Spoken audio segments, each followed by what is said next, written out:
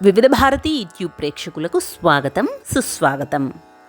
చందమామ కథలలో భాగంగా ఈరోజు మనం వినబోయే కథ పేరు నమ్మకం. వీరాచారి అనే ఆయన ఘన వైద్యుడు. ఆయన హస్తవాసి చాలా మంచిదని అందరూ చెప్పుకునేవారు. దళప్ప అనేవాడు వైద్యం నేర్చుకునేందుకు వీరాచారి గారి వద్ద శిష్యుడిగా చేరాడు. గురువు ప్రతిభ చూసి వాడికి గురువు అంతటి వాడిని అవ్వడం సాధ్యమా అని భయంగానూ చాలా అసూయగానూ ఉండేది. ఇలా ఉండగా ఆ గ్రామంలో చుట్టుపక్కల కొత్త రకం జబ్బు మొదలైంది. అది వచ్చిన వారికి ఆకలి దప్పులు నశించి అన్నహితవు పోయి క్రమంగా క్షీణించిపోతూ ఉన్నారు. అందువల్ల ఆ చిత్రమైన జబ్బుకు క్షీణరోగం అన్న పేరు వచ్చింది. ఈ క్షీణరోగ నివారణకు వీరాచారి వద్ద మందులేమీ లేవు. ఆయన 4 రోజుల పాటు ఎంతో కృషి చేసి వైద్య గ్రంథాలన్నీ తిరగేసి మొత్తం మీద ఇలాంటి లక్షణాలకు నివారణోపాయం ఉందని తెలుసుకున్నారు. అందుకు కావలసిన మూలికలన్నీ దళప్పను సేకరించమని చెప్పారు. దళప్ప మూలికలను సేకరించేటప్పుడు అటువంటివే వేరే మూలికలను కూడా సేకరించి వేరే ఉంచాడు. గురువు ఆధ్వర్యంలో మందు తయారు చేసి గుళికలను చేశాక వాటిని జాడీలో నింపాడు. కానీ గురువుకు తెలియకుండా తను తెచ్చిన వేరే మూలికలను ఉపయోగించి మరొక రకం గుళికలను తయారు చేశాడు. ఆ మర్నాడే దళప్ప వీరాచారితో, గురువర్య, క్షీణరోగం చాలా ప్రాంతాలకు వ్యాపించి ఉంది. మీకు నేను గుళికలు చేసి ఉంచాను. వీటినెలా చేయాలో నాకు తెలిసింది కాబట్టి ప్రజలను క్షీణరోగం నుండి కాపాడగలను నేను.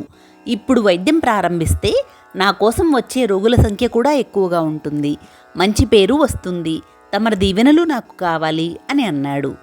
అందుకు వీరాచారి తల అడ్డంగా ఊపి, వైద్యం తెలియడం వేరు, చేయడం వేరు. నువ్వింకా సంవత్సరం పాటు నా వద్ద ఉంటే తప్ప స్వంతగా వైద్యం చేయలేవు అని అన్నాడు. అప్పుడైనా ముందుగా చిన్న చిన్న జబ్బులతో ప్రారంభించాలి. క్షీణరోగం ఎంతో ప్రమాదకరమైనది.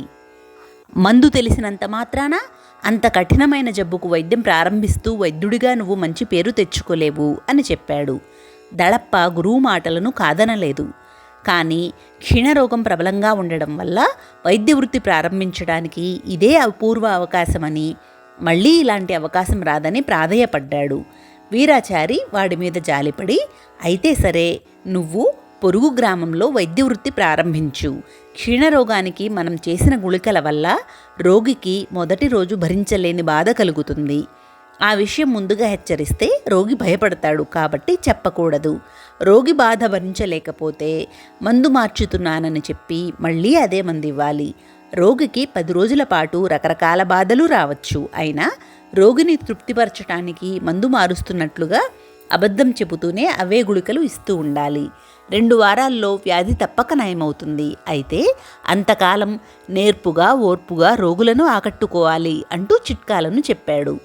ఈ వింత వ్యాధికి మందు ఉన్నా కొత్త వైద్యులు రోగులను ఆకట్టుకోవడం కష్టం.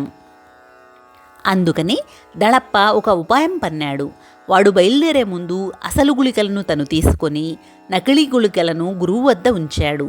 నకిలీ గుళికల వల్ల రోగులకు వ్యాధి నయం కాదు. అందువల్ల ఆయనకు చెడ్డ పేరు వస్తుంది. క్రమంగా తనకు మంచి పేరు వస్తుంది. ఇలా ఆలోచించిన దళప్ప పొరుగురు చేరుకొని క్షీణరోగ నిపుణుడిగా తనకే తాను చెప్పుకొని వైద్యం ప్రారంభించాడు. ఆ ఊళ్ళో ఆ జబ్బుతో బాధపడుతున్న వాళ్ళు 100 మందికి పైగా ఉన్నారు. కానీ వాళ్లలో 2 మాత్రం దళప్ప వద్దకు వైద్యం కోసం వచ్చారు. అతడు ఇచ్చిన గుళికలు మింగగానే మర్నాటికల్లా 2కి భరించలేనంతగా కడుపు నొప్పి వచ్చింది. దళప్ప రోగుల ఇంటికి వెళ్ళి భయపడవద్దని, మందు మారుస్తానని, ఎలాంటి ఇబ్బంది వచ్చినా 2 వారాల పాటు తన మందును భరించమని, అప్పటికీ తన వైద్యం పనిచేయకపోతే తాను ఊరు విడిచిపెట్టి వెళ్ళిపోతానని నచ్చచెప్పాడు. రోగులు సరేనన్నారు. కానీ రోజుకొక రకంగా వాళ్ళు బాధపడుతూ ఉంటే ఇంకెవరూ దళప్ప వద్దకు వైద్యానికి రాలేదు. ఈలోగా పొరుగురు వీరాచారి క్షీణరోగానికి వైద్యం ప్రారంభించినట్లు ఆ ఊరుకు కబురు చేరింది. వెంటనే కొందరు వీరాచారి దగ్గరకు ప్రయాణమైతే దళప్ప వాళ్లను వారిస్తూ, ఆ వీరాచారికి కూడా క్షీణరోగం విషయంలో మాత్రం నాకంటే ఎక్కువ ఏమీ తెలియదు, అక్కడకు వెళ్ళినా ప్రయోజనం ఉండదు అని చెప్పి చూశాడు. అయినా వీరాచారి వద్దకు వెళ్ళదలిచిన వాళ్ళు వెళ్ళనే వెళ్ళారు. రోగం నయం కాకపోతే వాళ్ళకే బుద్ధి వస్తుంది అని దళప్ప తనలో తాను నవ్వుకొని గుళికల విషయంలో తను చేసిన పనికి మనసులోనే మురిసిపోయాడు. అయితే అతడు ఊహించిన దానికి భిన్నంగా 4 రోజుల్లోనే వీరాచారి వద్దకు వెళ్ళిన వాళ్ళు క్షేమంగా తిరిగి వచ్చారు. వాళ్లకు జబ్బు 3 రోజుల్లోనే పూర్తిగా తగ్గిపోయిందట. శరీరంలో ఎలాంటి బాధ కలగలేదట. ఇది చూసి అంతవరకు దళప్పతో వైద్యం చేయించుకుంటున్న వాళ్ళు కూడా తమకు కాస్త గుణం కనిపిస్తున్నా పట్టించుకోకుండా వీరాచారి వద్దకు వెళ్ళిపోయారు. ఇలా జరుగుతుందని ఊహించని దళప్ప కోపం పట్టలేక తనూ బయలుదేరి వీరాచారి ఇంటికి వెళ్ళాడు. ఆ సమయంలో వీరాచారి ఇల్లు రోగులతో కిటకిటలాడుతూ ఉండటం వల్ల దళప్పకు ఆయనతో మాట్లాడడం సాధ్యపడలేదు. బాగా చీకటి పడే వరకు వేచి ఉండి రోగులందరూ వెళ్ళిపోయాక దళప్ప గురువును పలకరించి, తమరు నాకు చాలా అన్యాయం చేశారు అని అన్నాడు. వీరాచారి చాలా ఆశ్చర్యపోయి దళప్పతో, నేను నీకు అన్యాయం చేశానా? ఏమన్యాయం చేశాను అని అడిగాడు. క్షీణరోగం తగ్గడానికి 2 వారాలు పట్టే మందు నాకు చెప్పారు. అది కూడా కొద్ది రోజులు రోగిని తీవ్రంగా బాధపెట్టే విధంగా. మీరేమో సునాయాసంగా 3 రోజుల్లో జబ్బును తగ్గించే మందును వాడారు. అందువల్ల రోగులెవరూ నా దగ్గరకు రావడం లేదు అన్నాడు దళప్ప. ఇది విని వీరాచారి ఆశ్చర్యపడి, నువ్వు తయారు చేసి ఇక్కడ వదిలిపోయిన మందునే నేను రోగులకు వాడుతున్నాను. ఈ మందు విషయంలో నేనేమీ నీ దగ్గర దాచిపెట్టలేదే. ఏ మూలికలు అవసరమో వాటిని ఏ పాళ్లలో కలిపి మందు చేయాలో అంతా నేను నీకు వివరంగా చెప్పాను.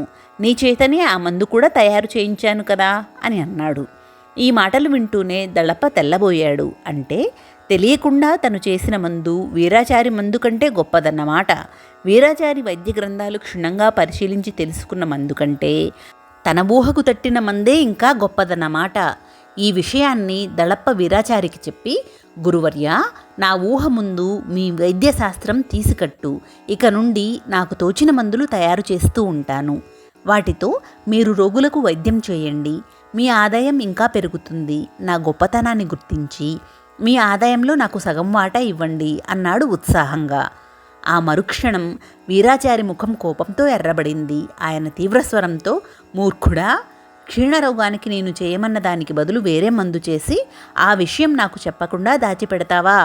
నీది క్షమించరాని నేరం. ఇందుకు నిన్ను న్యాయాధికారికి అప్పగించవలసి ఉంటుంది అన్నాడు. తన గురువుని ఏనాడూ అంత కోపంలో చూడని దళప్ప భయపడుతూ, నేను చేసిన మందు మీకు మేలే చేసింది కదా అన్నాడు. వీరాచారి శాంతించి దళప్ప తయారు చేసిన మందు వివరాలు తెలుసుకుని, ఇందులో క్షీణరోగాన్ని కుదిర్చే ఔషధాలు ఏమీ లేవు. ఈ మందును నువ్వు క్షీణరోగులకు ఇచ్చి ఉంటే చచ్చి ఉండేవారు. ఈ క్షణం నుండి ఈ గుళికలను వాడడం మానేస్తాను. రాత్రికి రాత్రి అసలు మందును తయారు చేసుకుంటాను అని అప్పటికప్పుడు మూలికలను సేకరించి దళప్ప చూస్తూ ఉండగానే ఆ రాత్రి అంతా ఆయన కష్టపడి మళ్ళీ గుళికలు తయారు చేశాడు. ఆ తర్వాత దళప్ప వీరాచారి ఇంటనే ఉండి ఏమి జరిగేది గమనించాడు. క్షీణరోగులు అసలు గుళికలను సేవించి సునాయాసంగా 3 రోజుల్లోనే మామూలు మనుషులయ్యారు. ఇలా ఎందుకు జరిగిందో దళప్పకు అర్థం కాలేదు. అప్పుడు వీరాచారి దళప్పతో, మనిషి జబ్బులకు మందులే కాక నమ్మకం కూడా ఒక్కొక్కసారి అద్భుతంగా పనిచేస్తూ ఉంటుంది. నా మందు మీద నమ్మకంతో, నా వైద్యం మీద గురితో రోగులు నా దగ్గరకు వచ్చారు.